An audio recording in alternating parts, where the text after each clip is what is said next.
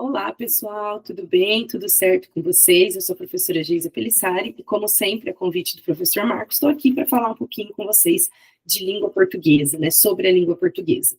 Hoje a gente vai falar, basicamente, de uma banca em específico, tá? Instituto Brasileiro de Gestão e Pesquisa, o IBGP, como é conhecido, né, pelos concurseiros, é uma banca que fica alocada no estado de Minas Gerais, certo? E que, no presente momento, tem aí conseguido se tornar banca de vários concursos, certo? Então, nós teremos aí para a Guarda Municipal, certo? A IBGP é uma banca, digamos, que sempre, assim, não vou falar sempre, né? Mas os concursos de nível médio, vocês vão se deparar com questões ABCD, tá? Então, são questões alternativas até a letra D.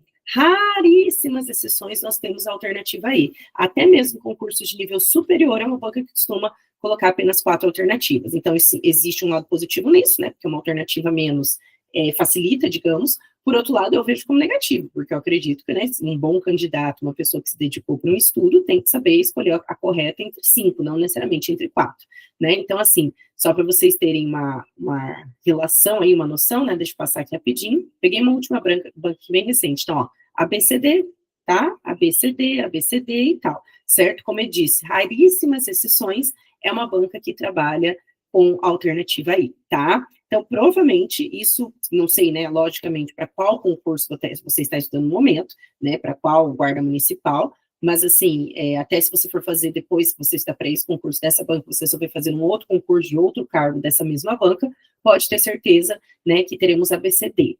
Observação, isso não quer dizer, né, que daqui a alguns anos a banca não se altere, por isso que a gente sempre fala, né, tem que estar se atualizando.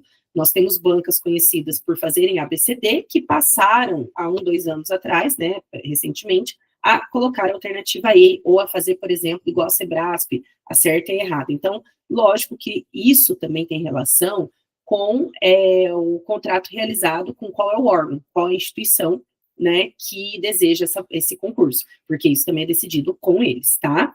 Então, assim, é uma banca, vou ser bem honesta em língua portuguesa, tá? Depende muito do número de questões que virão para vocês, mas é uma banca que eu costumo dizer o seguinte: é preciso um domínio do português completo, tá? Eu não consigo dizer assim, o que mais cai? Eu acho que o que mais cai, não tem erro, não tem erro, não tem erro, é a interpretação de texto, tá? Não vejo como uma interpretação difícil, tá? Eu sempre digo que nem é interpretação de texto, é compreensão de texto. Por quê? Porque a resposta sempre está no texto.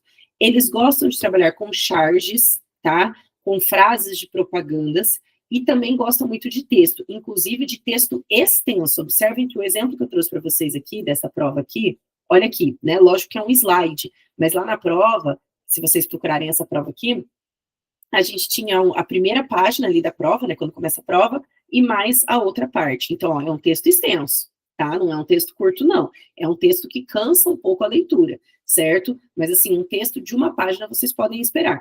Já vi também provas que os textos são menores, às vezes não dá uma página inteira, né? Um pouquinho menos que uma página, só que daí é uma prova que, por exemplo, tem 5 questões desse texto, sobre esse texto, e depois vem outro texto, né? Essa prova que eu estou trazendo para vocês, nós tínhamos esse único texto, então era um texto mais longo, e basicamente foram para eles colocaram no início, leia o artigo a seguir para responder as questões de 1 a 10, tá? Se a gente for para a questão 10, vamos acelerar aqui rapidinho, né? Você tinha uma charge na questão 10, tá?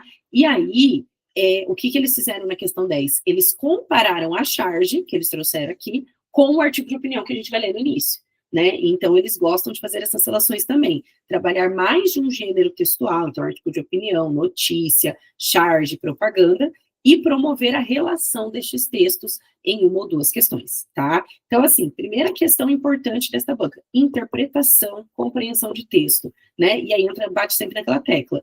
Eu tenho dificuldade em compreensão de texto, Geisa, o que eu faço? Gente, vocês têm que ler, não tem. Lógico que existem técnicas, lógico, né, que com a prática vocês melhoram, mas assim, eu sempre digo isso, que eu não sei que aula você já assistiu minha, eu não sei quantas lives você já viu aqui em relação à análise de banca, e não tem uma banca que não cobre interpretação de texto, que não cobre, eu falo interpretação que a gente acaba generalizando para facilitar a vida de vocês, mas se a gente for estudar a fundo isso, é compreensão, por quê? Porque a compreensão, ou alguns professores chamam de apreensão, tá, é a mesma coisa, a resposta está no texto. Então, todas as questões desta prova e desta banca não são questões de compreensão de texto monstro, como assim, meu Deus, eu não consegui entender. Não, a resposta sempre está no texto.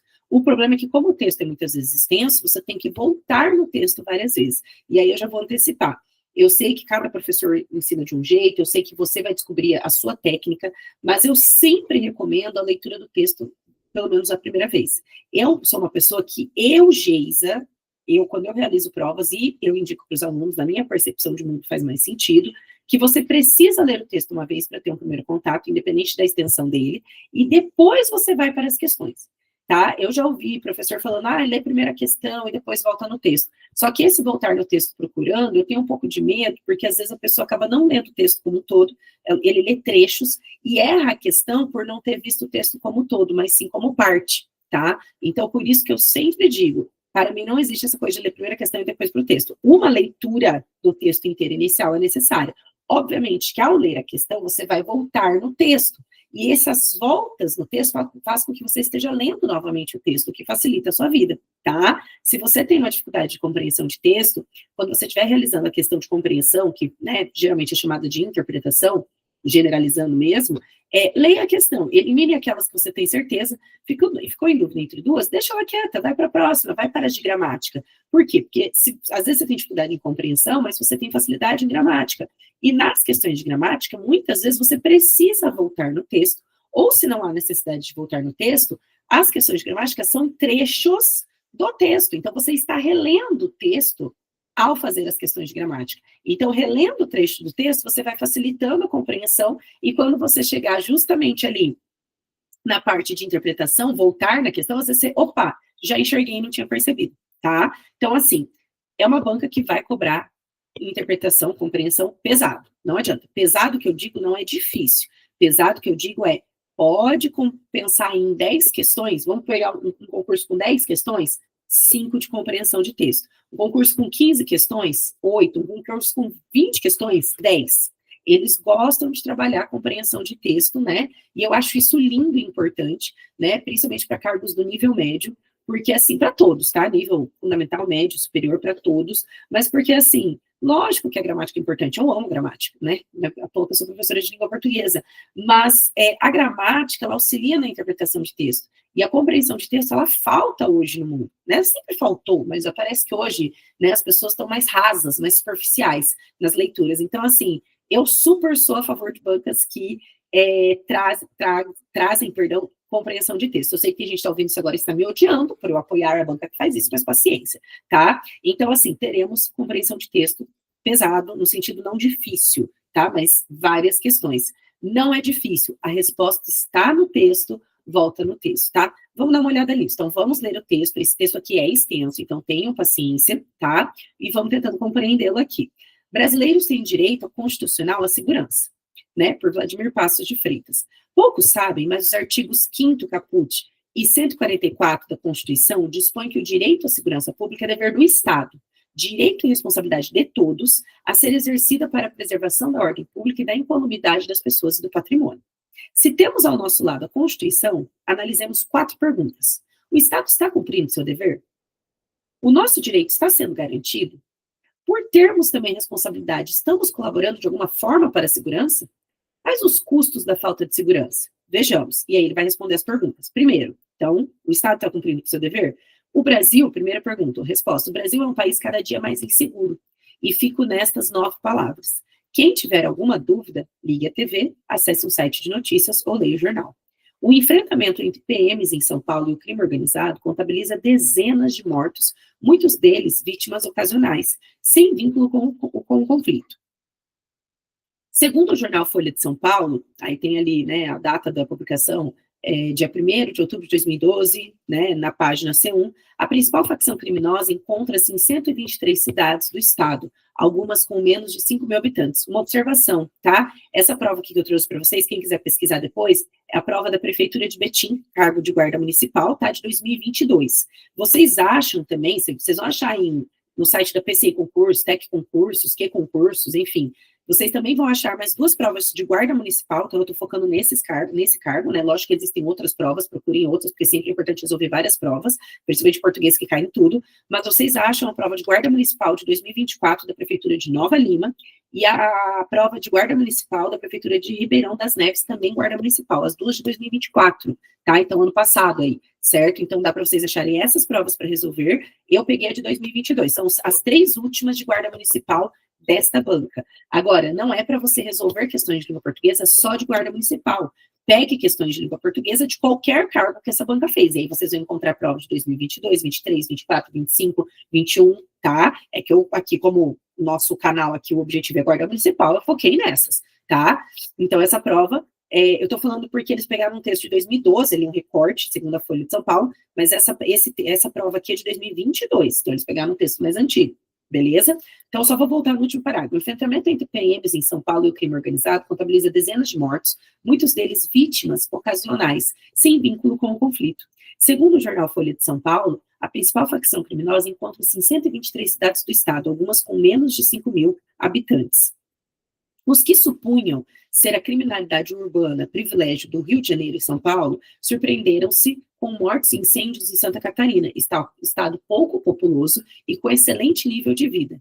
Mas, para os mais atentos, tudo isso não é novidade. O jornal A Tarde de Salvador, Bahia, noticiava em 17 de 5 de 2007 que 10 homens encapuzados atacaram 2 módulos da PM no bairro Nordeste de Amaralina. Na base do crescimento da violência está o tráfico de drogas, cujos lucros são enormes. Cada vez mais, pessoas de distintas classes sociais procuram-nas para aliviar suas tensões, seus anseios e receios. Viciados em crack, perambulam pelas ruas das cidades e ninguém sabe que destino lhes dar. Os resultados dos projetos de recuperação são pífios. Discussões sobre se devem ou não ser internados compulsoriamente para tratamento se eternizam, sem solução. Assim, a resposta à primeira pergunta é: o Estado não cumpre a Constituição, pois não fornece segurança pública aos brasileiros. Vamos voltar qualquer coisa para a segunda pergunta, se vocês tiverem dúvidas, tá? Então, aqui, segunda pergunta. O nosso direito está sendo garantido? Aí, resposta da segunda. A segunda indagação é sobre estar sendo respeitado o nosso direito constitucional à segurança. A resposta mescla-se com a anterior. As pessoas têm, hoje, suas vidas pautadas pelo medo. Temem parar seus carros nos semáforos, caminhar pelas ruas à noite, sacar dinheiro no caixa eletrônico ou levar crianças a praças públicas. Os ricos encarceram-se em condomínios fechados, verticais ou horizontais, vivendo em um mundo à parte. Seus filhos, muitas vezes, não conhecem o centro de sua cidade. Os pobres enfrentam a violência de perto, delas são as principais vítimas, não sendo raro perderem parentes em meio a tiroteios. Os policiais, principalmente os PMs, também sofrem pela falta de segurança.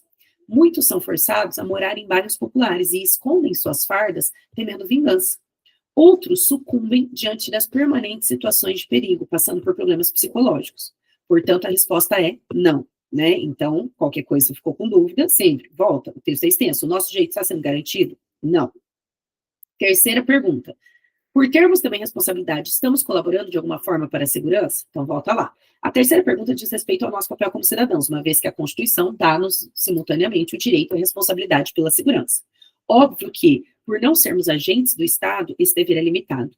Mas nem por isso menos importante. Vejamos. O cidadão pode atuar como voluntário em uma ONG que fiscalize e cobre atos do poder público, por exemplo, proteção de vítimas, inclusive ingressando em juízo. Da mesma forma, pode ser voluntário em uma ONG ligada a carências sociais, por exemplo, crianças abandonadas, o que é uma forma indireta de colaborar para a paz social. Os professores de direito podem estimular estudos ligados à matéria. Sabidamente, não há monografias de fim de curso TCC sobre segurança. Ninguém estuda ou discute. No entanto, temas outros, por exemplo, guarda compartilhada de filhos, abarrotam os arquivos das faculdades de direito. A PUC Paraná introduziu em 2012 a cadeira de Políticas Públicas e Direito Constitucional à Segurança Pública no seu programa de mestrado e doutorado em Direito. Editoras podem dar sua colaboração, promovendo publicações da área, mesmo que elas não sejam as que revelam maior lucro. As empresas podem auxiliar na doação de equipamentos. O Ministério Público deve atuar ao lado dos órgãos de segurança e não limitar-se à cômoda posição de criticar ou realizar uma audiência pública. O Poder Judiciário deve introduzir o estudo do tema nas suas escolas da magistratura, capacitar os juízes e desembargadores para esta nova fase da vida nacional. A participação de ministros dos tribunais superiores seria muito oportuna, pois depois de 2 anos no Distrito Federal, o conhecimento da realidade brasileira fica cada vez mais distante. A resposta, portanto, é: a colaboração existe, mas é pequena. Prosseguindo. Aí, se você quiser lembrar, quarta pergunta: quais os custos da falta de segurança? As consequências e os custos do estado de insegurança em que se vive são pouco discutidas.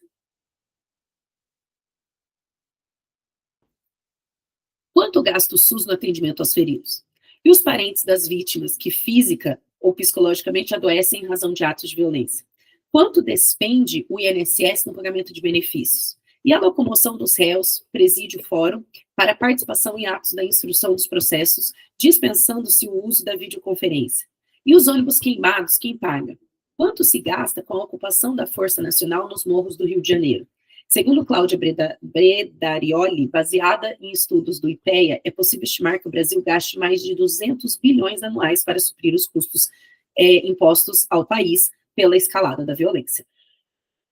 Aí vocês observem que ele coloca uma referência no texto, perdão, Brasil econômico, tá? Então, o custo da violência ultrapassa, né? E você tem ali a referência do texto, beleza? Ok? Aí ele continua com um recorte de outro texto. A resposta à última indagação, portanto, é que a violência causa um enorme prejuízo ao Brasil. Com estas breves considerações, fácil é concluir que o direito constitucional à segurança pública não é cumprido. Não se pode negar que alguns passos vêm sendo dados, a preocupação é maior. Muito embora seja óbvio, sempre é importante, sempre é bom lembrar que o problema vai além da atividade policial. A violência não se resume a um fator isolado. Ela é, mais do que tudo, consequência de um fato social, ou seja, a migração campo-cidade, fruto da mecanização da agricultura. Surgiram aglomerados urbanos, por vezes sem estrutura de serviços públicos, localizados em áreas de risco, onde a presença do Estado é mínima. Palco ideal para o surgimento de lideranças ligadas às atividades criminosas. O combate a esta situação, que deve ser realizado combinando segurança e políticas públicas a essa grande massa de carentes sociais, não pode ser feito com a quebra da legalidade, execuções por vingança de supostos criminosos. Óbvio que não é fácil controlar todas as situações que surgem no policiamento de rua, mas é preciso que o comando tenha liderança sobre os seus subordinados e controle da situação. Por outro lado, é imprescindível unir esforços de órgãos diversos, por exemplo, a COAF e Receita Federal, além de investir na tecnologia e na estrutura dos órgãos policiais, por exemplo, exames científicos, ainda em sua maioria distantes da modernidade. Então, esse texto, né, Vladimir Passos de Freitas é desembargador federal, aposentado do Tribunal Regional Federal da 4ª Região, onde foi presidente e professor doutor de Direito Ambiental da PUC Paraná, tá? E aí o texto é retirado ali do Conjur, né, vocês estão vendo ali a referência, tá, do site. Então, assim, por que eu quis pegar essa prova? Gente, por que você não pegou essas duas provas que você citou no início da aula, né, qualquer coisa volta, não vou citar de novo, né, de 2024, que também são da Guarda Municipal? Porque lá os textos eram menores. Ah, então o que será que vai vir para o nosso concurso? Um texto menor? Eu não sei, mas se vier um texto desse tamanho, você tem que parar e ler, né? E eu quis trazer isso de propósito, porque eu não sei quem chegou até aqui comigo, quem está me assistindo até agora, porque as pessoas têm preguiça de ler, começa por aí, né? Então eu já vou antecipar, se você é uma pessoa que tem preguiça de ler, eu não sei porque você vai fazer concurso, né? Nossa, a pessoa precisa falar assim na cara de maneira... Não, mas eu tenho que falar, né? Sabe aquela frase, o óbvio precisa ser dito às vezes. Então, assim, cara, não interessa o tamanho do texto, vai ter que chegar lá e vai ler. Não adianta você chegar na hora da prova, olhar o tamanho do texto e ficar reclamando, que é que muito candidato faz. Ai, que saco. Ai, não sei o quê. Ah, não sei o quê. Então, se vier um texto desse tamanho, você vai ter que ler. Ai, tomara que venha um texto menor. Tomara, ótimo. Se te ajuda, é melhor. Mas, assim, a gente não sabe. Cada prova é uma prova, né? Pode ser que o texto seja menor, mas a linguagem seja mais difícil, porque convenhamos. O texto pode ser extenso, mas ele é tranquilíssimo. Vocabulário ok, tem a ver com a realidade que vocês pretendem viver, é interessante isso, eu gostei muito, porque, por exemplo, não é porque a prova de guarda municipal que o texto de apoio vai ser sobre segurança pública, tá? Nesse caso coincidiu, mas não quer dizer que existe uma obrigatoriedade na banca e nas bancas em fazerem isso, o IBGP não costuma fazer isso assim sempre, tá? Tem a prova, acho que, dessas duas que eu citei, que eu anotei aqui do lado, de Nova Lima, não traz sobre segurança pública, tá? Uma delas falava sobre mudança climática, então ok, tá? O importante é entender que eu quis trazer esta prova para esta aula que você está assistindo aqui no canal da MGL no YouTube, por quê? Porque tem gente que não chegou até aqui, né, nesse momento da aula, porque a pessoa não aguentou me ouvir lendo, imagina no dia da prova.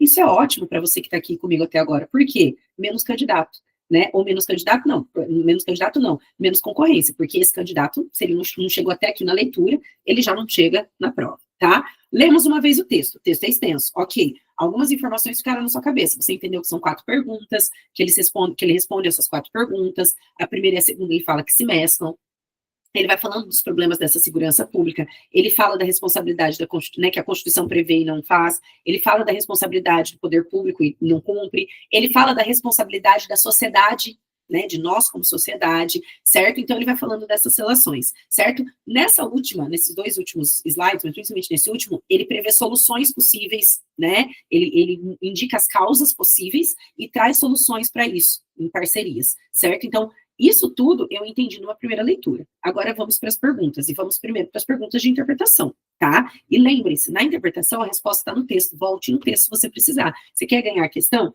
Volta no texto, volta no texto, volta no texto, tá? Então, sobre a construção da argumentação no artigo de opinião, o que é um artigo de opinião? É um texto que a pessoa escreve para dar a sua opinião sobre um tema da atualidade, tá? Muitas vezes até polêmico. Assinale verdadeiro para as alternativas verdadeiras e falso para as falsas, tá? E depois assinale a alternativa que apresenta a sequência correta.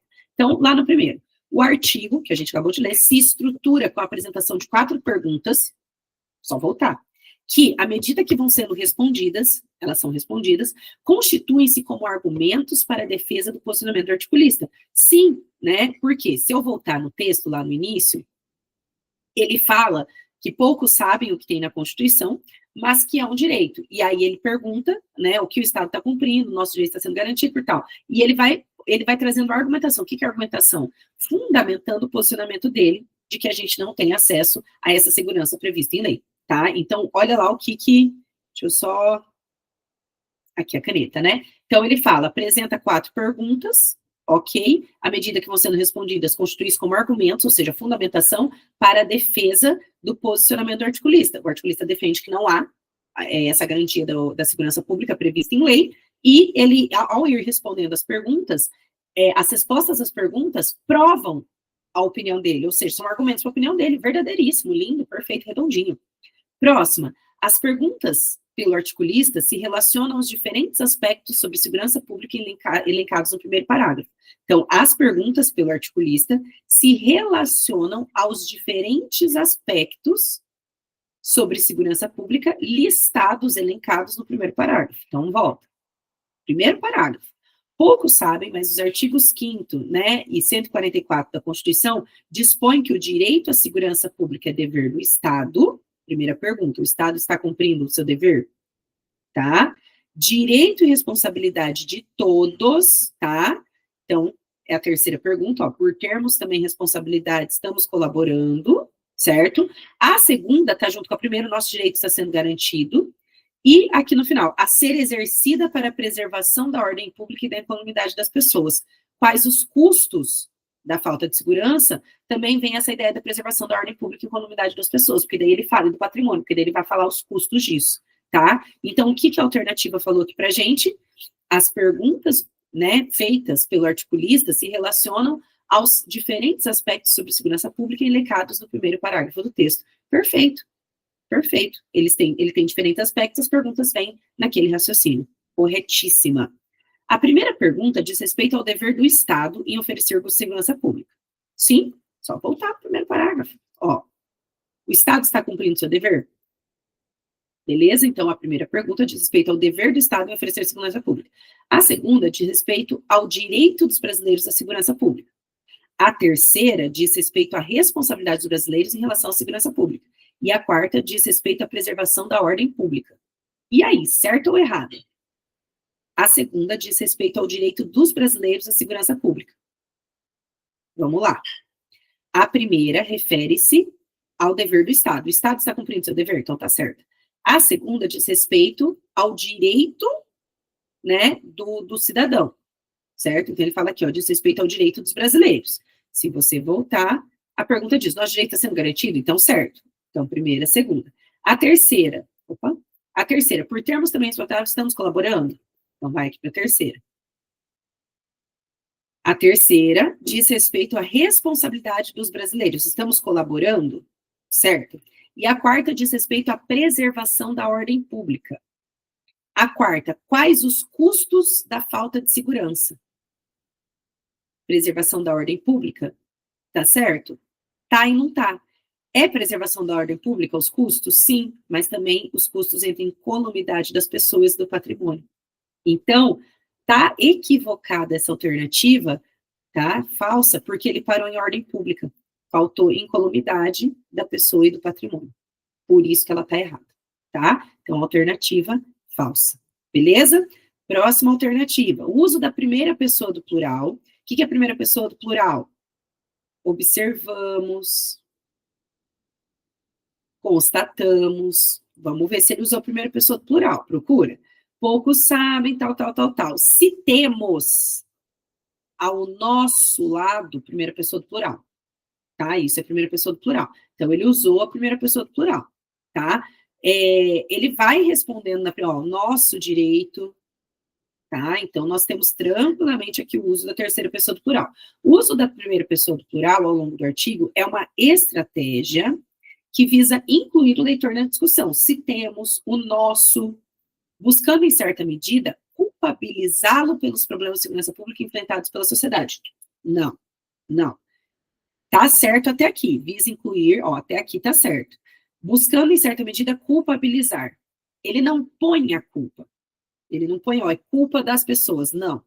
Ele mostra que também é responsabilidade da sociedade, mas ele não fala que a culpa é necessariamente da sociedade, pelos problemas de segurança pública enfrentados pela sociedade brasileira, né? Então, a culpa não é de quem está lendo, né?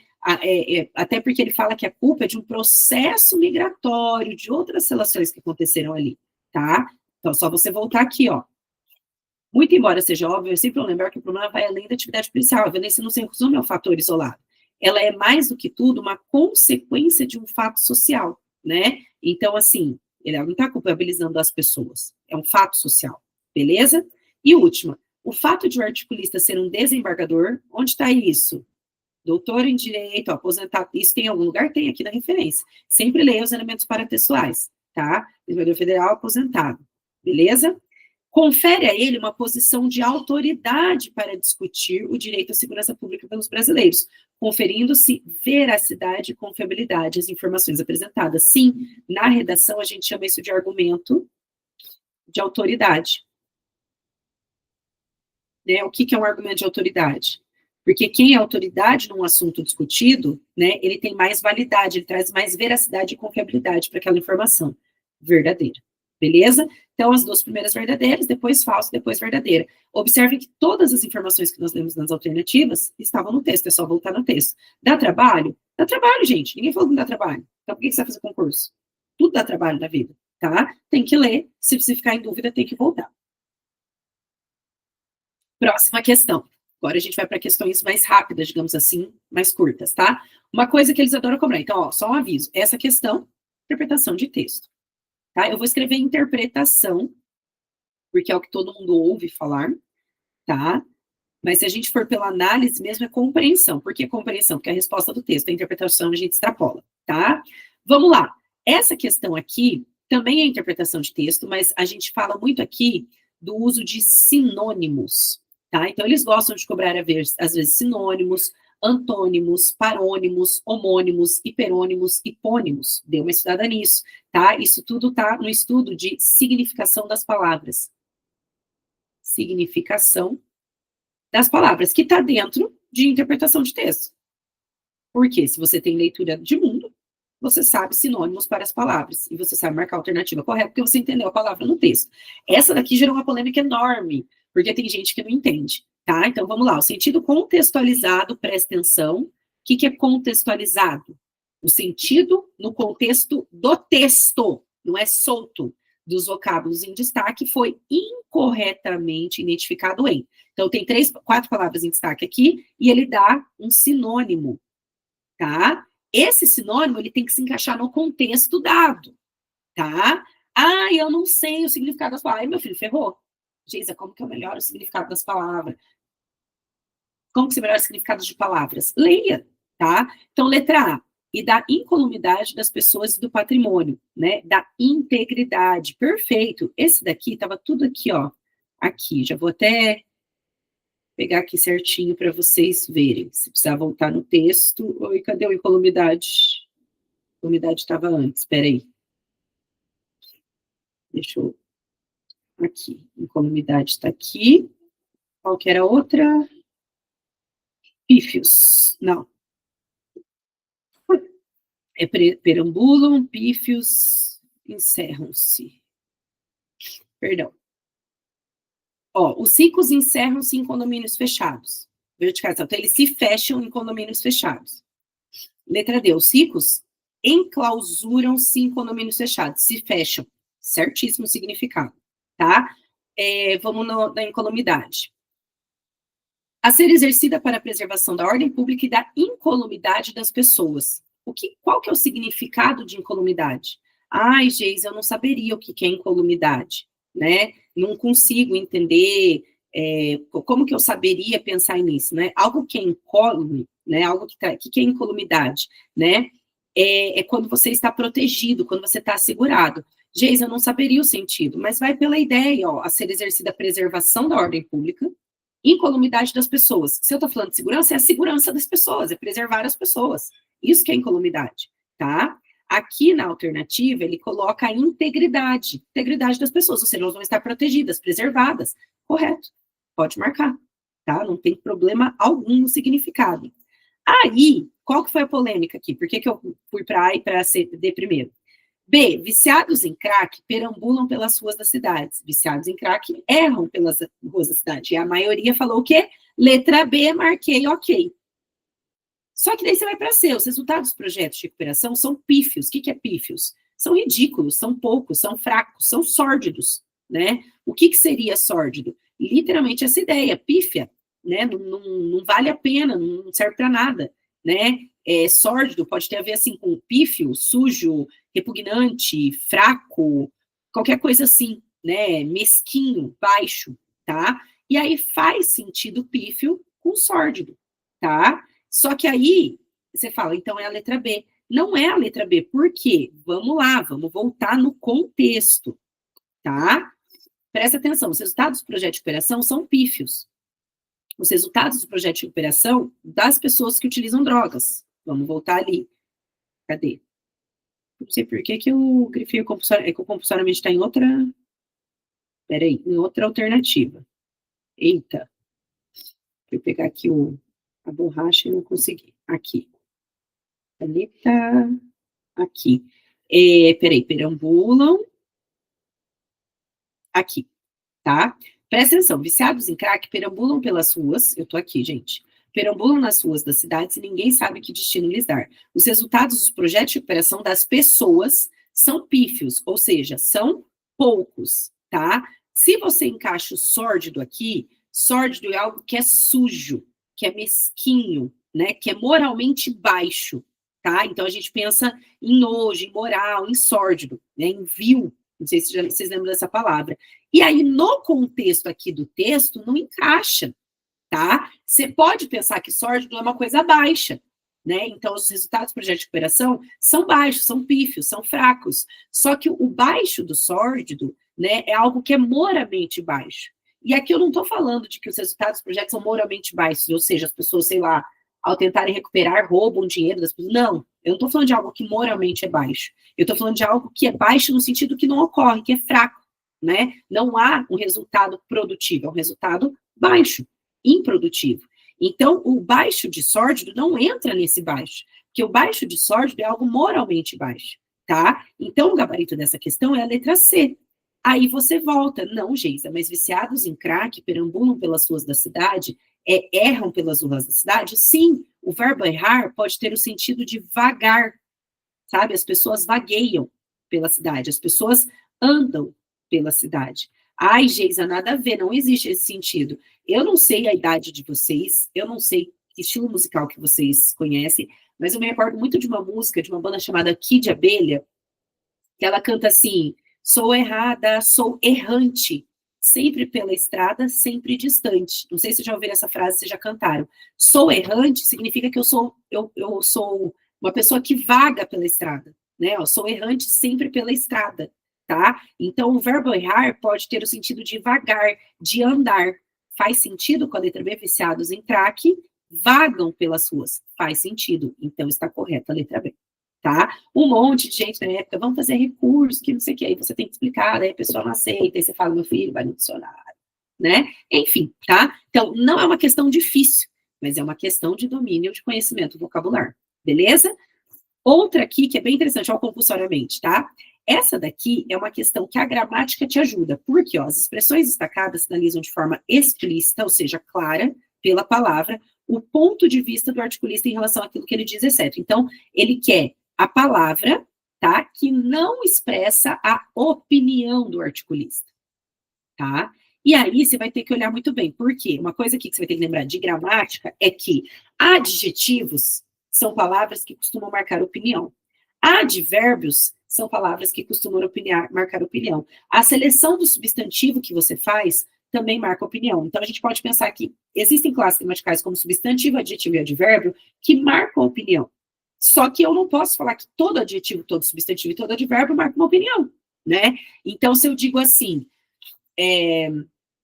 o estudante fez o trabalho. Quem fez o trabalho? O estudante. Eu estou chamando a pessoa de estudante, estou dando minha opinião.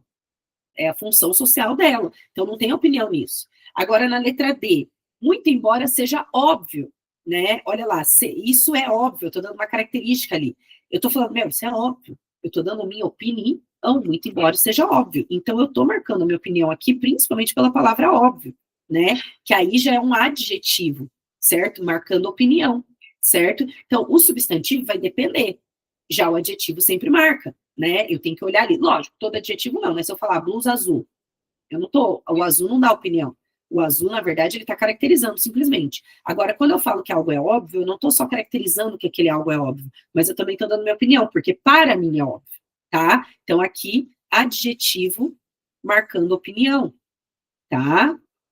Aí, vou para a letra B, que também é um adjetivo, e não se limitar à cômoda posição de criticar. Observe que eu não precisaria dessa palavra aqui, eu poderia falar não se limitar à posição de criticar. Só que o autor quis dizer que essa posição é cômoda.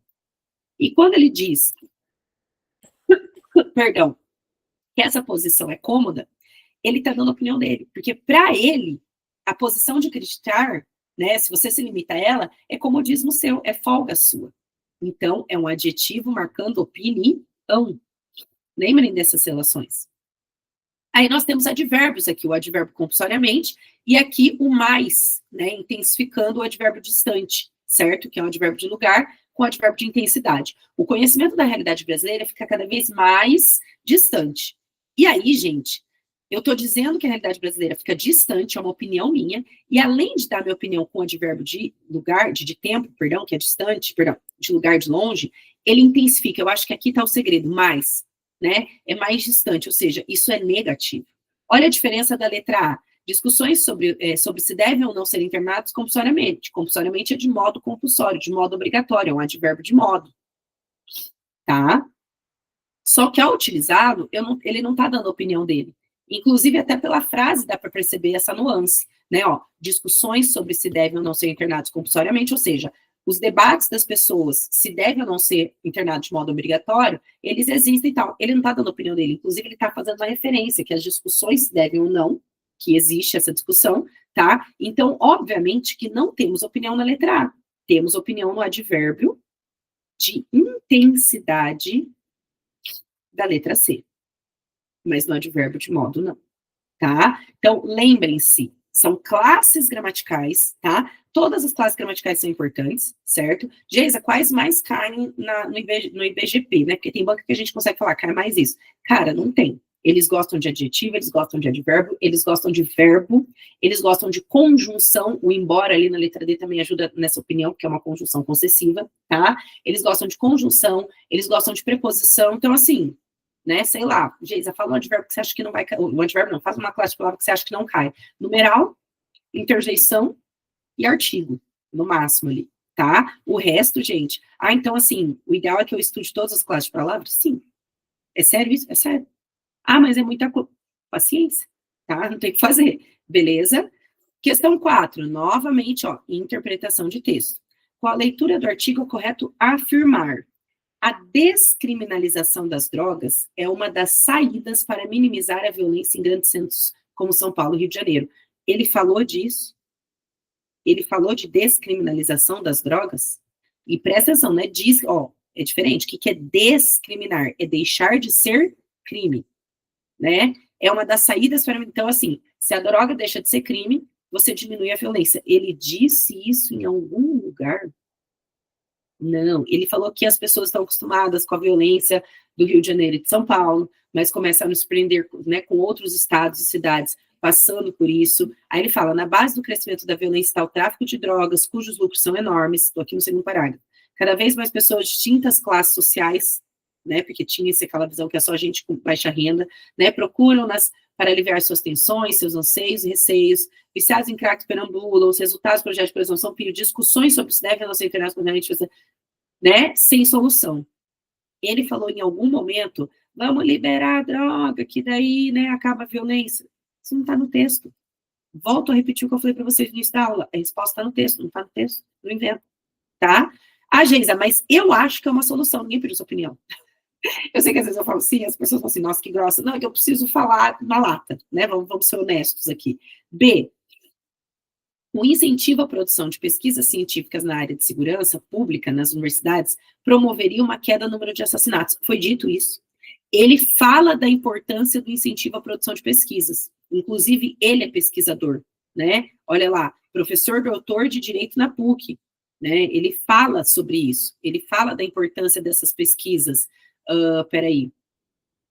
Aqui, ó, editoras. Tá, aqui, ó. Os professores de Direito podem estimular estudos ligados à área, né? Ninguém estuda e discute, programas de mestrado, doutorado com isso. Então, ele fala no texto da importância à pesquisa, digamos assim, mas em nenhum momento, digamos que essa parte existe, mas em nenhum momento ele fala que isso promoveria uma queda no número de assassinatos, né? Lembrem-se, gente, o que a interpretação de texto quer fazer com você? Ele pega trechos do texto que são verdadeiros e eles mudam uma parte ou outra para te confundir. A gente chama de distrator, ele está tentando te distrair, tá? Letra C, então errada essa daqui. Os policiais militares são apontados como os maiores responsáveis pelo incremento da violência. Uma brincadeira, uma observação. Sempre vão ter, né? Então, 4 alternativas, 3 alternativas estão para te distrair. Sempre tem uma que é um absurdo, que além de não ter sido dito isso, a gente não pode pensar isso. Então, a letra C é um absurdo, tá? Na letra A e na letra B, ele pega trechos do texto, ó, grandes centros de São Paulo, que tem mais violência, isso está no texto, incentiva a produção de pesquisa, tal, isso está no texto, e ele insere uma informação que não tem nada a ver com o texto. Agora, sempre tem uma alternativa que toda ela não tem nada a ver com o texto, tá? Obviamente que a gente já vai ficar com a letra D, mas vamos ler. Um dos fatores apontados pelo articulista para o crescimento da violência no país é o tráfico de drogas. Um dos fatores, não falou que é o único. Correto, um dos fatores. Volta no texto. Está escrito lá, a gente acabou de ler aqui, ó. Na base do crescimento da violência está o tráfico de drogas. Então, na base, é um dos que traz isso, tá? Então, nada a ver. Observe que, ó, só para voltar naquela alternativa, os policiais, principalmente os PMs, também sofrem pela falta de segurança, né? Mas ele não está falando que eles são o problema. Pelo amor de Deus, né? Extrapolam os limites do texto total. Então, letra D, correta. Beleza? Próxima questão, só uma observação. Nós vamos para a questão 6, tá? Geisa, você pulou a 5, eu tirei ela. Por quê? Porque ela foi anulada no concurso, tá? Porque realmente era uma questão, observação, era uma questão de interpretação de texto.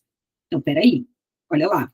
Questão 6, interpretação de texto. Questão 5 que eu tirei, interpretação de texto anulada. Questão 4, interpretação de texto. Questão 1, interpretação de texto. Então, 1, 4, 5, 6. Lembrando que a 5 foi anulada. Questão 2 e 3 são questões de significação das palavras e uso delas, né? É mais gramatical, mas interpretando o texto. Cara, é aquilo que eu falei. Você tem que saber a gramática para te ajudar, principalmente, por exemplo, nessas duas questões, na 2 e na 3, saber vocabulário, né? Uso de sinônimos, saber aqui classes gramaticais que emitem opinião, certo? Mas eles pegam pesado na interpretação de texto. Isso não quer dizer que não vai vir, não virão questões de gramática, tá? Então, por favor, beleza? Questão 6. Em relação às 4 respostas apresentadas pelo articulista, é correto afirmar que, com 4 respostas, A, o principal argumento usado pelo articulista para responder à primeira pergunta é o argumento de autoridade, já que ele cita o jornal Folha de São Paulo, um veículo de imprensa especialista quando o assunto é segurança pública. Vamos lá. O jornal Folha de São Paulo é especialista em segurança pública? Ele só noticia sobre isso? Não, né, gente? Você pode até voltar no texto, mas, Geisa, como que eu saberia? Você não conhece Folha de São Paulo? Você nunca leu? Você tem que ter estudado isso, pelo amor de Deus, você tem que conhecer os jornais do seu país. Folha de São Paulo, Estadão, Correio Brasiliense, Zero Hora, Gazeta do Povo, né? Correio do Nordeste. Você tem que conhecer pelo menos os grandes jornais, é o mínimo, tá? Jornais, né? A gente ainda tem as revistas, né? Isto fala, Veja, Carta Capital, Época, né? Na época eu não falei, eu falei, isso é Época, né? São grandes revistas, existem umas outras, tá, gente? Aí a gente pode ir para, por exemplo, eu tô falando de revista, temos jornais online como BBC Brasil, CNN Brasil, o País, né, Brasil, temos as revistas que eu amo de paixão, Super Interessante, Galileu, né, Le Monde Diplomatique Brasil, Nova Escola, então assim, você tem que conhecer essas coisas que eu citei. Dias, eu não conheço nenhum que você citou aí. Então, você pausa nesse momento esse vídeo, você volta e vai anotando cada um que eu citei e começa a ler. Porque tem que ler, tem que se informar, tem que buscar, tá? Mesmo que você discorde de opinião. Ninguém tá falando que você precisa concordar com opinião e com tudo que tá no jornal ou revista. Mas tem que ler, tá? Porque eu só posso meter a boca se eu li. Se eu não li, eu não posso, né? Que é o que falta hoje em dia. Beleza? Então, para responder a primeira pergunta, né, o argumento de autoridade é que ele cita a Folha de São Paulo como veículo de especialista. Não. Geisa, mas ele citou, volta. Ele cita a Folha de São Paulo, ó, segundo o jornal Folha de São Paulo, e aí ele traz dado estatístico, tá? Primeiro, a Folha de São Paulo não é especialista nesse assunto, ela noticia tudo que é possível, e segundo, que não seria um argumento de autoridade, seria um argumento por dado estatístico.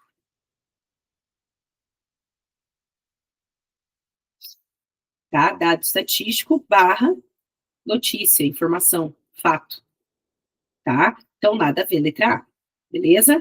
Letra B, o articulista usa, ao responder a segunda pergunta de forma mais consistente, os argumentos baseados na exemplificação, argumento por exemplificação. Então, tem que ter exemplo. Evidenciando como, em diferentes proporções, cidadãos ricos, pobres, além de policiais, acabam sendo vítimas da falta de segurança.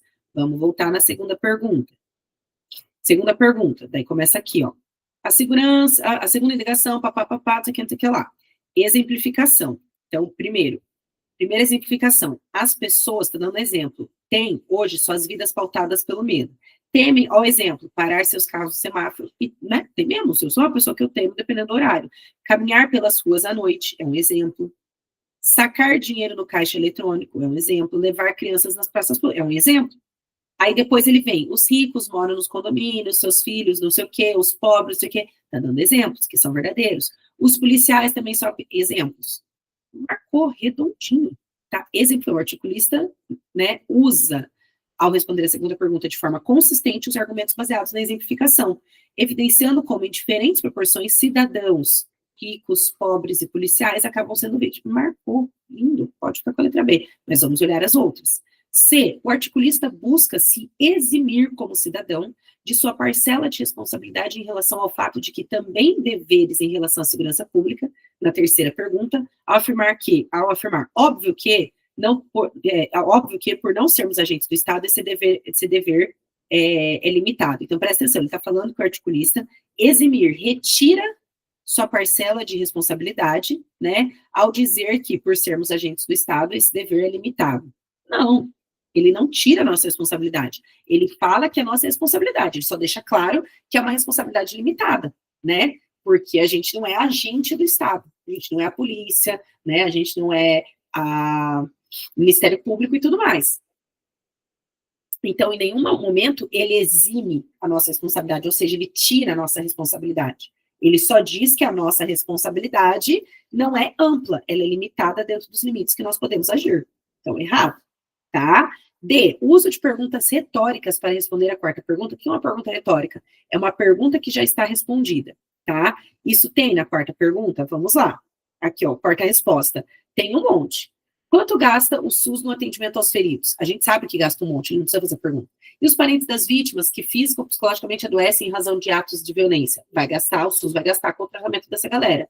Quando despende o INSS no pagamento de benefício? A gente sabe que é um dinheiro grande. Então, são perguntas que a gente sabe a resposta. Ele só está falando assim, gente, é muito dinheiro gasto, a gente tem que pensar nisso, né?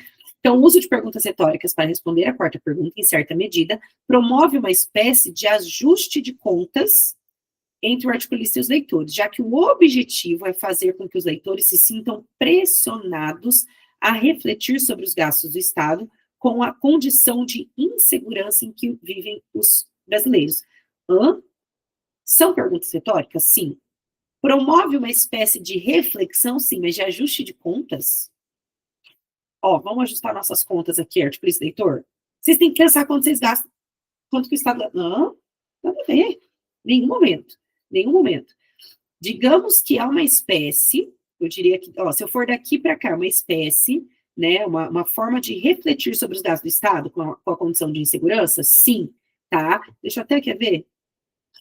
Vou fazer diferente aqui, ó. Eu diria que esse trecho aqui, peraí, não, peguei o... Perdão, é que eu vim pegar aqui o marca-texto, não consegui, ó. Esse trecho aqui tá correto. Aqui, ó, uma espécie de reflexão, que aqui tá refletir. Isso daqui tá certo. Agora a outra parte quer sentir pressionado, quer fazer pressão na gente, quer ajustar com... Nada a ver, tá? Então, por isso, alternativa errada. Beleza? Então, questão 6, letra B. Ok? Prosseguindo. Primeira questão mais gramatical, já, né? Eu iria escrever, mas eu vou direto. Tá? É uma questão sobre pontuação. Quando eles cobram gramática, eles cobram pontuação. Pode estudar. Geis, o que eu estudo mais de pontuação? Vírgula. Uso da vírgula. Não quer dizer que não pode vir travessões, parênteses, sei lá, que mais, aspas, mas assim, se for para escolher uma pontuação que você precisa estudar e dominar, uso da vírgula, tá? Porque se eles forem escolher cobrar uma questão de pontuação, a primeira é de vírgula. Dependendo do número de questões, como eu disse, se for uma prova com 20 questões de português, 30, daí pode vir uma de vírgula, uma de aspas, com travessão, com parênteses, com 2 pontos, com ponto e vírgula, com reticência, se vocês quiserem. Mas digamos que a maioria é de vírgula. Então, em texto como artigo de opinião, em texto como artigo de opinião, brasileiros têm direito constitucional à segurança, é esperado o uso da norma padrão da língua escrita em relação à pontuação. Então, eu espero o uso da norma padrão. O que é a norma padrão? O uso correto da língua, tá? Correto na gramática, no aspecto gramatical. O trecho que apresenta um equívoco. Então, ele está dizendo pra gente que o texto possui um erro. Geisa, mas pode colocar no concurso um texto com erro de português? Sim, muitas bancas fazem isso para ver se vocês sabem corrigir o erro. Então, é a sacada. O trecho que apresenta um erro, um equívoco em relação ao que é preconizado, ou seja, o que é defendido, tá? O que é defendido pela norma padrão da língua escrita sobre os usos da pontuação é. Então, ele quer saber qual trecho que está aqui tem um erro de pontuação. Observe que todos são de vírgula, tá? Gente, uma observação importante. Nesse caso aqui, vocês estão vendo, por exemplo, esse travessão entre, como é o nome disso? Chave, né? Não é chave. Colchetes, desculpa. Esse colchetes com reticências, tá? Ele não entra aqui. Para quem não sabe, isso daqui é utilizado para dizer que tem mais informação nesse trecho, mas que ele não trouxe inteiro. Porque observe que a letra B e a letra C, ó, você tem ponto final, então ele pegou o período inteiro.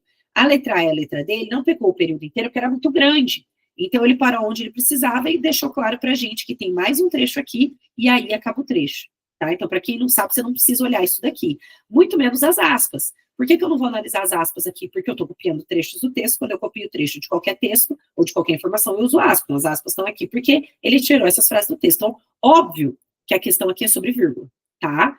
Primeira alternativa. Se temos ao nosso lado a Constituição, vírgula, analisamos 4, não sei o quê. Essa vírgula aqui, ela está acontecendo porque nós temos uma oração, vou abreviar, uma oração subordinada adverbial condicional. Você precisa saber esse nome inteiro? Não, você precisa saber que tem uma ideia de condição. Você consegue enxergar isso? Sim. Se temos ao nosso lado a Constituição. Sempre que você tem uma oração subordinada adverbial condicional, as orações adverbiais invertidas fora da ordem direta, porque a ordem direta seria, analisemos 4 situações aqui, se temos ao nosso lado a Constituição. Sempre que você inverte, uso da vírgula correta primeiro, tá? Letra B, quem tiver alguma dúvida, ligue a TV, acesse um site de notícias ou leia um jornal. Para que foram utilizadas essas vírgulas aqui? Para uma enumeração de fatores. Então, quem tiver alguma dúvida, daí ele vai listar como que você pode resolver. Ligue a TV, primeiro. Acesse um site, segundo, né? O terceiro, ele optou por conectar com um ou, né? Poderia ser com um e, que daí seria que todos valem, mas ele faz um ou outro que dá certo. Leia um jornal, tanto que é por isso que não tem vírgula no último. Então, essa vírgula aqui, ela traz uma enumeração. E essa vírgula aqui introduz a enumeração. Correto, não tem erro algum, tá? C, a resposta, Portanto, observe que essa vírgula e essa vírgula estão isolando uma conjunção, isso exige conjunção, se vocês quiserem anotar, conjunção intercalada, tá? Eu esqueci de anotar aqui, enumeração, essa daqui, enumeração, tá? Conjunção intercalada, correto. Aí vem a resposta, portanto, é a colaboração existente, existe, mas é pequena. Essa vírgula aqui tá errada. Deixa eu fazer uma coisa aqui, só para ficar mais visível, né? Essa vírgula aqui tá errada, tá? Por que que essa vírgula tá errada? Regra básica de pontuação. Aqui o escritor errou feio. Nunca se separa por vírgula, eu vou apagar esse monte de risco em cima ali. Nunca se separa por vírgula o verbo do seu complemento. Então, o verbo é um verbo de ligação. O que que é a resposta? A resposta é o sujeito. E a resposta é, né, qual é a característica dela? A colaboração existe, mas é pequena. Então, a informação que está aqui na frente, ela se refere ao verbo, ela é uma característica do sujeito, predicativo do sujeito. Eu nunca posso separar por vírgula, tá? Então, letra C.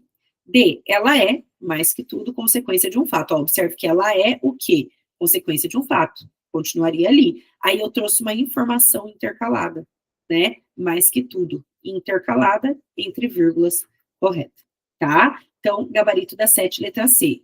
Uso da pontuação, estudo da vírgula. Pode estudar que isso cai no concurso, né? Então, aspecto gramatical, uso de sinônimos, isso está na aula de interpretação de texto da nossa plataforma, tá? Da MGL lá, o Marcos. Na aula de interpretação de texto a gente estuda sinônimos, tá? E na aula de pontuação você estuda vírgula, tá? Então, é importante olhar para essas relações. Questão 8, tá? Temos interpretação de texto, mas temos também gramática. Volto a algumas questões.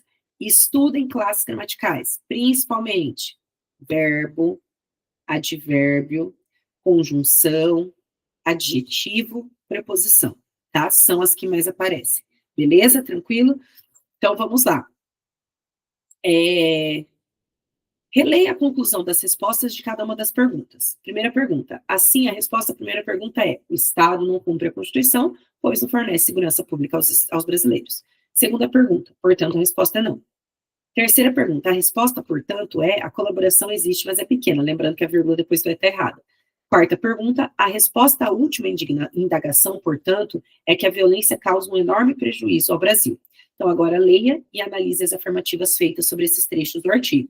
E, óbvio, estão corretas as afirmativas, né? Então, você vai ver quais afirmativas que estão corretas. Então, primeiro, na conclusão da resposta da primeira pergunta, o articulista apresenta uma explicação para fundamentar, provar a respectiva resposta negativa. E o uso de 2 pontos, olha lá a pontuação, destaca essa explicação.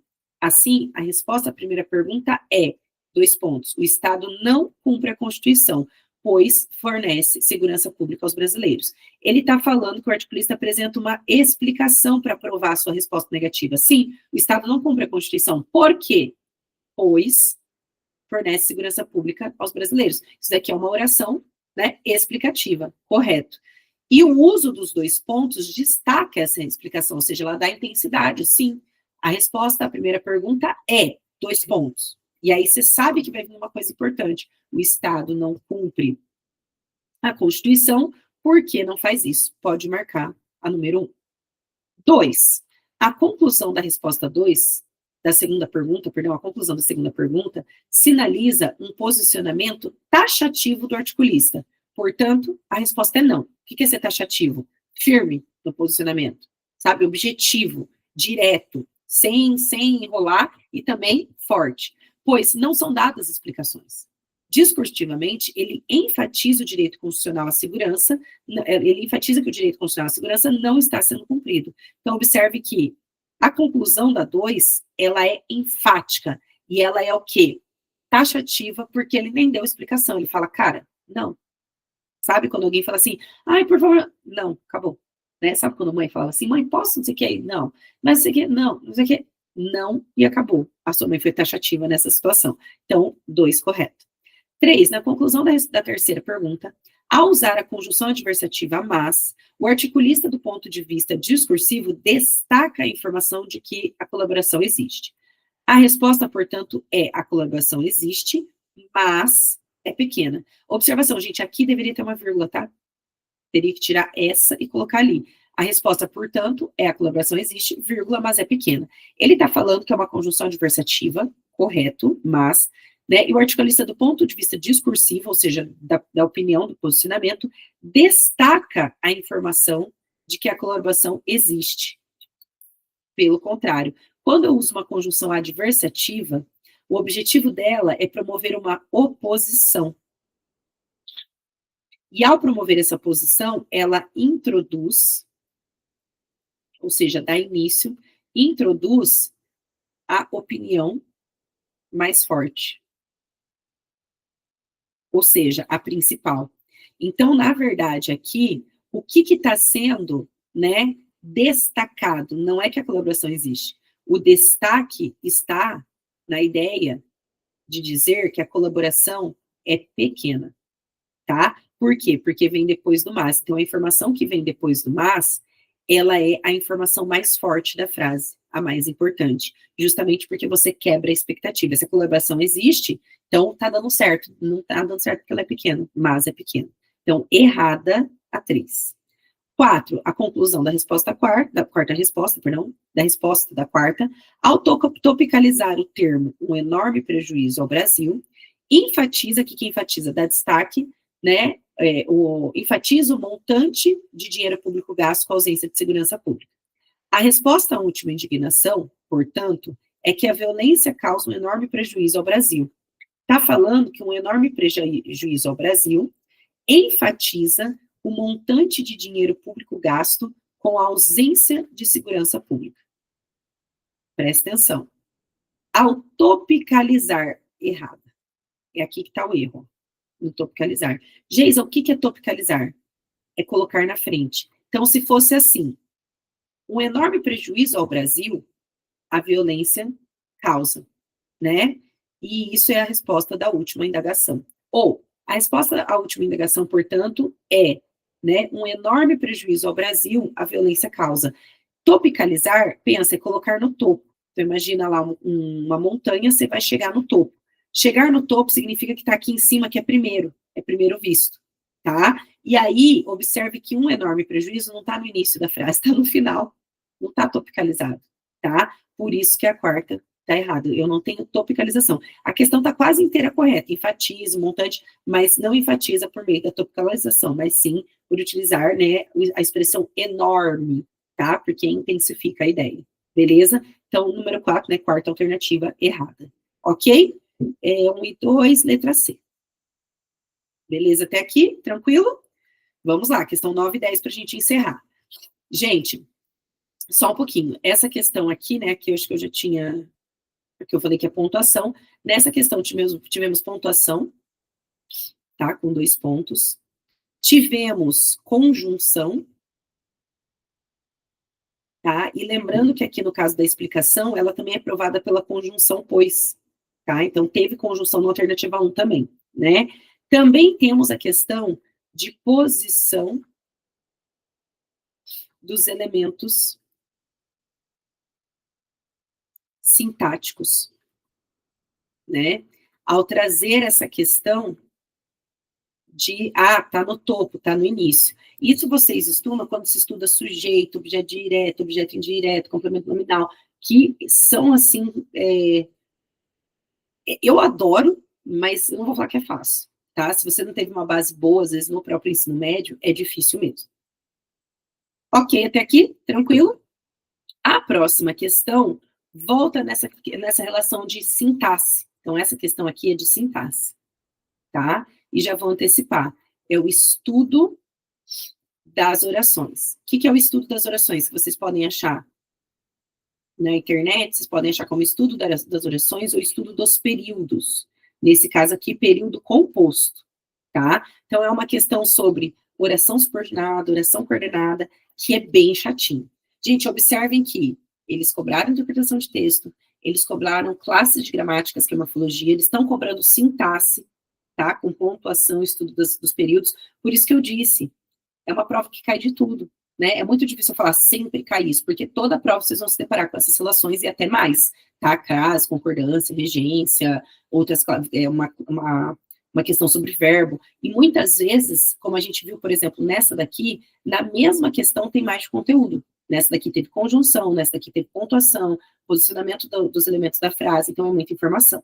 Releia o penúltimo parágrafo do artigo. O combate a esta situação, aí primeira oração que ele destaca, que deve ser realizado combinando segurança e políticas públicas a essa grande massa de carentes sociais, não pode ser feito com a quebra da legalidade, execuções por vingança de supostos criminosos. Óbvio que não é fácil controlar todas as situações que surgem no policiamento de rua, mas é preciso que o comando tenha liderança sobre os seus subordinados e controle da situação. Gente, eu dou aula de redação também, né? E eu já lendo isso daqui, eu lendo o texto, já me incomodou uma coisa. Né? Qual é o problema aqui nesse trecho já? Lógico, se fosse uma redação sendo corrigida por um concurso, perderia a nota, né? Uso excessivo do quê? A gente chama, inclusive, isso de... Fiquem em silêncio para ver quem lembra. Que isso, se você pensou. Parabéns. Tá? Uso excessivo do quê? Então, cuidado com essas relações. Mas aqui ele não quer saber isso. Uma coisa importante de lembrar. O que tem duas funções, tem várias funções. Peraí, vamos deixar claro. Que tem várias funções na língua portuguesa. Mas as duas que são mais cobradas em qualquer prova, no caso dessa banca. Pronome relativo. Então, nós temos o que? Pronome relativo. E nós temos o que? Conjunção integrante. Reitero, não são as únicas funções do que, tá? O que tem 14 funções na língua portuguesa. Só que essas duas são as que nós mais utilizamos nos nossos textos, que inclusive é por esse motivo que às vezes o nosso texto fica cheio de quê? O queísmo, tá? E por isso são funções cobradas.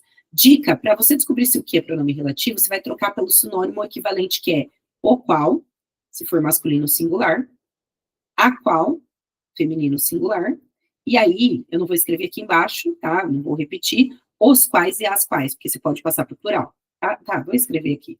Depois o povo não entende, os quais e as quais. Vai depender da palavra que está antes, a concordância. Se for feminino plural, as quais. Masculino singular, o qual e assim por diante. Para ser conjunção integrante, você vai trocar a oração inteira pela palavra isso. Se der certo, se fizer sentido, conjunção integrante, tá? Então, já vamos fazer essa, independente das questões, já vamos olhar isso. O combate a esta situação, isso. Dá para eu trocar tudo que está grifado, esse número 1 todo grifado, dá para eu trocar tudo isso daqui pela palavra isso? Não. Então, esse aqui não é conjunção integrante. O combate a esta situação, situação é feminina singular. O combate a esta situação, a qual deve ser realizado, combinando, não sei o que, né? Ah, Geis, ele não está retomando a situação. Não, porque ele falou o combate deve ser realizado. Então, aqui seria o qual. Aqui está se referindo ao combate. Ok, não tem problema, está correto. Então, o qual deve ser realizado, combinando segurança, tal. Então, esse aqui, primeiro aqui, é pronome relativo. Próximo que? Óbvio que não é fácil controlar. Óbvio o qual não é fácil controlar. Não faz sentido. Agora, vamos lá. Se eu coloco um é aqui, é óbvio, daqui até aqui, é óbvio isso. Né? Lógico. Aí você pergunta, é óbvio isso é isso o quê? Mas vamos supor que você está conversando com um amigo, estão discutindo alguma coisa, você fala, é óbvio isso, né? Isso o quê? Que vocês acabaram de discutir. Dá para trocar toda a oração pelo isso? Dá. Então, esse que é conjunção, vou abreviar, tá? Conjunção integrante. Liga, tá? Já escrevo isso melhor, já explico isso melhor. Eu ia antecipar. 3, né? Então, é óbvio, né? Óbvio, não preciso escrever o mas óbvio que não é fácil controlar todas as situações que surgem no processamento de UPA, ou de processamento de UPA, plural. As quais surgem. Então, só evitar repetição aqui. Pronome relativo. Observação. Tá? Geisa, como que você descobriu na hora que é pronome relativo? Porque eu testei. Mas não pode ser conjunção integrante? Tenta. Óbvio que não é fácil controlar todas as situações, isso. Ponto. Faz sentido? Não. Geisa, como que eu descobri que é pronome relativo ou conjunção integrante? Então, troca, substitui. Não tem que fazer, tá? E a última, mas é preciso o qual o comando tem a liderança. Não dá. É preciso, pega toda a oração iniciada pelo quê? Até o final aqui. Mas é preciso isso. Isso o quê? Que o comando tem a liderança, tal. Então, esse aqui também é conjunção integrante. Aí tem uma questão importante para facilitar a vida de vocês. Sempre que vocês tiverem pronome relativo, tá? Sempre que vocês tiverem pronome relativo, o pronome relativo tem um papel na sintaxe. Ele sempre inicia uma oração subordinada adjetiva. Não existe outra opção. Sempre uma oração subordinada adjetiva, tá? É uma regra, beleza? Por quê? Porque tem valor de adjetivo e aí função sintática de adjunto adnominal. Adiciona informação ao nome, substantivo. Adiciona uma informação ao nome, característica ao nome, e aí a gente entra na ideia do adjetivo. Já a conjunção integrante sempre inicia uma oração subordinada substantiva. Isso é regra. Tem exceção? Não tem. Isso daqui que eu estou explicando aqui não tem exceção, tá? O que vai te ajudar a entender outras relações, ok? Então, vamos para as nossas questões. Sobre os textos destacados, parágrafo, analise as afirmativas a seguir. 1. O uso do período composto, né, dos períodos compostos, estava errado aqui, gente, está assim na prova, tá? Não fui eu. O uso de períodos compostos, gente, está falando que tem erro de português na prova da IBGP? Tem. Gente, tem várias bancas que tem erro de português. O uso de períodos compostos por subordinação é essencial, ou seja, é importante para fornecer aos leitores informações mais detalhadas sobre o que o articulista propõe como solução para combater a ausência de segurança pública. Então, assim, ele está falando que o uso de período composto fornece mais informação. Sim, e todas as orações, a 1, a 2, a 3 e a 4, são orações subordinadas, né? Porque tem conjunto integrante de pronome relativo, sempre a oração subordinada. Então, marcou.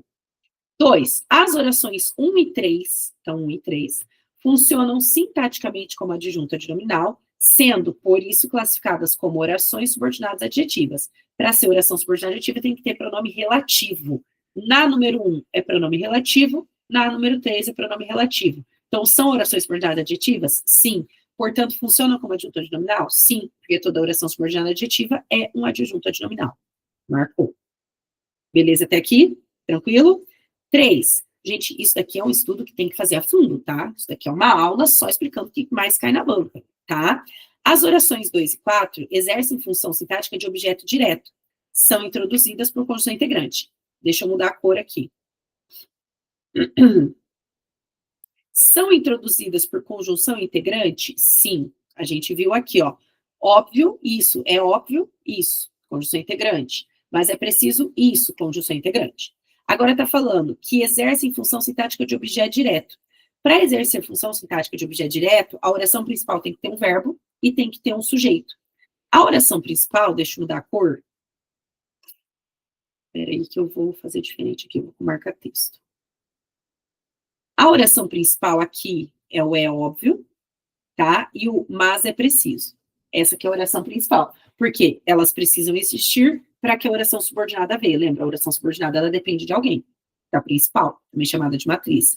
Quando você pega, mas é preciso isso, né, que tal, isso é preciso, observe que você tem o é, que é verbo de ligação, você tem o preciso, tá, que vai ser o nosso predicativo do sujeito, e aí tá faltando o sujeito. O sujeito é a oração 4.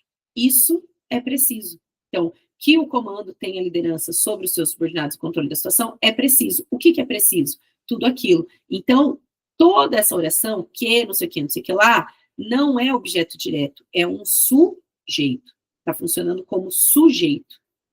Tá? Cadê? Objeto direto? Não. Eita. Sujeito.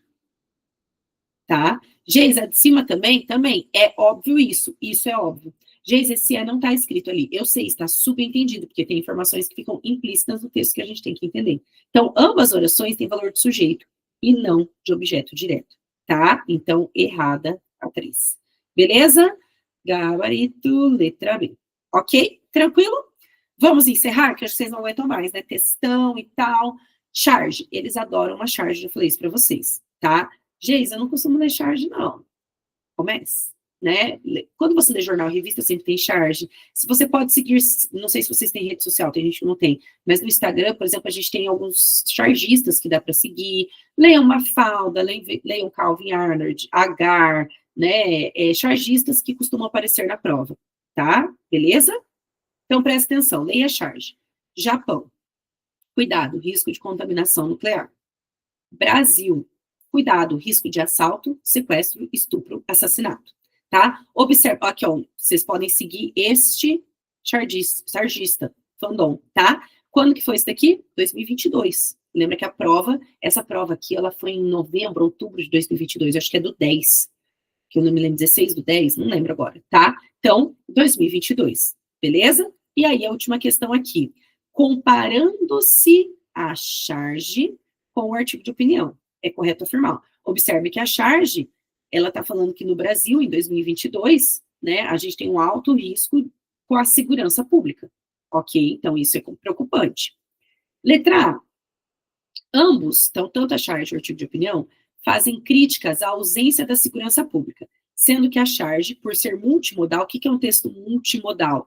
É um texto que tem verbal e não verbal, tá? Então, verbal significa que tem texto escrito, tá? Tem texto escrito, tá aqui, ó, aqui.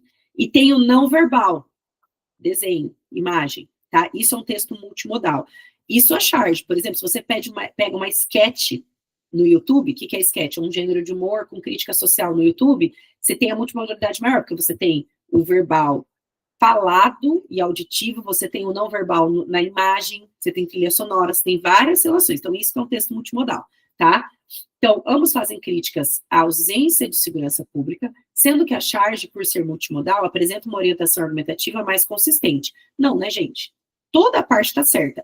A charge é multimodal, ambos fazem críticas à segurança pública, mas, obviamente, por mais que a charge tenha uma orientação argumentativa, ou seja, uma opinião, não é mais consistente que o artigo de opinião, porque o artigo de opinião traz o quê? Autoridade no assunto, dados estatísticos, comparação. Então, não pode ser, não faz sentido, tá? Então, o erro está bem no finalzinho.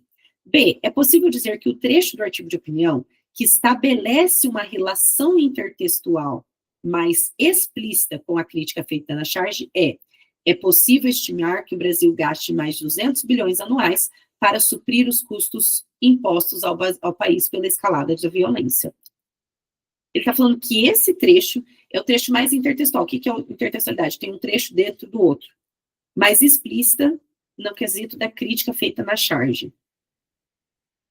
Eu vejo que existem outros textos do texto que seriam mais intertextual, né? Vamos voltar tudo aqui rapidinho, né? Quando ele fala para a gente que as pessoas têm medo de semáforos, caminhar à noite, sacar dinheiro, eu não sei vocês, eu sinto que este trecho é mais intertextual, né? Posso até pensar nesse trecho aqui também junto com esse. Esses 3 parágrafos, por que é mais intertextual que o trecho selecionado? Porque ao sair na rua, você tem o risco de assalto, as pessoas têm medo de sair na rua, de brincar na pracinha, os ricos moram nos seus condomínios fechados, os pobres não têm acesso a isso, estupro, sequestro, assassinato. Aquele trecho é muito mais. O que é intertextualidade? Quando você consegue relacionar um texto com o outro. E não é nesse trecho que ele trouxe que há mais intertextualidade, né? Porque observe que é possível dizer que o trecho do texto que estabelece uma relação intertextual é mais explícita. Não. C. O artigo, por apresentar mais dados e informações, isso é verdade? Sim. Tem potencial para fazer com que o leitor construa conhecimentos mais sólidos sobre o problema da segurança pública no Brasil. Correto. E em nenhum momento a questão está dizendo que a charge é ruim. Em nenhum momento está dizendo que a charge não traz, não faz a gente construir conhecimento, que ela não olha para a gente e fala, ó, tá vendo? Estou fazendo uma denúncia, uma crítica social, vamos pensar sobre isso.